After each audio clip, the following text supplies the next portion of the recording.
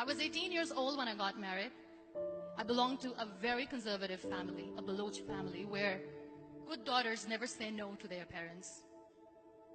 My father wanted me to get married, and all I said was, if that makes you happy, I'll say yes. And of course, it was never a happy marriage. Just about after 2 years of getting married, about 9 years ago, I met a car accident. Somehow my husband fell asleep and the car fell in the ditch. He managed to jump out, saved himself. I'm happy for him. But I stayed inside the car and I sustained a lot of injuries. The list is a bit long. Radius ulna of my right arm were fractured. The wrist was fractured. Shoulder bone and collarbone were fractured. My whole rib cage got fractured. But that injury that changed me and my life completely was the spine injury. Many people came to rescue. They gave me CPR. They dragged me out of the car. And while they were dragging me out, I got the complete transection of my spinal cord. Those 2.5 months in the hospital were dreadful. I was at the verge of despair. One day, doctor came to me and he said, well, I heard that you wanted to be an artist, but you ended up being a housewife. I have a bad news for you. You won't be able to paint again. Next day, doctor came to me and said, your spine injury is so bad, you won't be able to walk again. I took a deep breath and I said, it's all right. Next day, doctor came to me and said, because of your spine injury and the fixation that you have in your back, you won't be able to give birth to a child again. That day, I was devastated. I started to question my existence. Why am I even alive?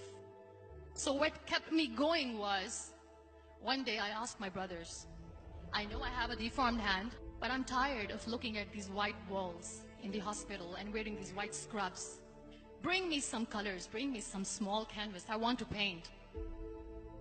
So the very first painting I made was on my deathbed, where I painted for the very first time. What an amazing therapy it was. Without uttering a single word, I could paint my heart out. I could share my story. People used to come and say, what lovely painting. So much color. Nobody could see the grief in it. Only I could. And that day I decided that I'm going to live life for myself. I am not going to be that perfect person for someone. I am just going to take this moment and I will make it perfect for myself. That I'm going to fight my fears. So I wrote down one by one all those fears. And I decided that I'm going to overcome these fears one at a time. You know what was my biggest fear? Divorce. But the day I decided that this is nothing but my fear, I liberated myself by setting him free. And I made myself emotionally so strong that the day I got the news that he's getting married, I sent him a text that I'm so happy for you and I wish you all the best. And he knows that I pray for him today. Number 2 was, I won't be able to be a mother again. And that was quite devastating for me.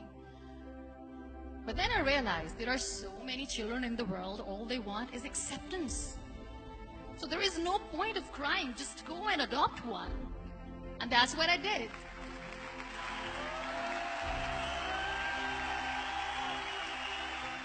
I gave my name in different organizations, different orphanages, and I waited patiently. 2 years later, I got this call from a very small city in Pakistan. I got a call and they said, are you Muniba Mazari? There is a baby boy and would you like to adopt? I could literally feel the labor pain. I said, yes, yes, I am going to adopt him. I am coming to take him home. And that day, I was 2 days old, and today he's 6. You know, when you end up being on the wheelchair, what's the most painful thing? People think that they will not be accepted by the people because we, in the world of perfect people, are imperfects. So I decided to appear more in public. I started to paint.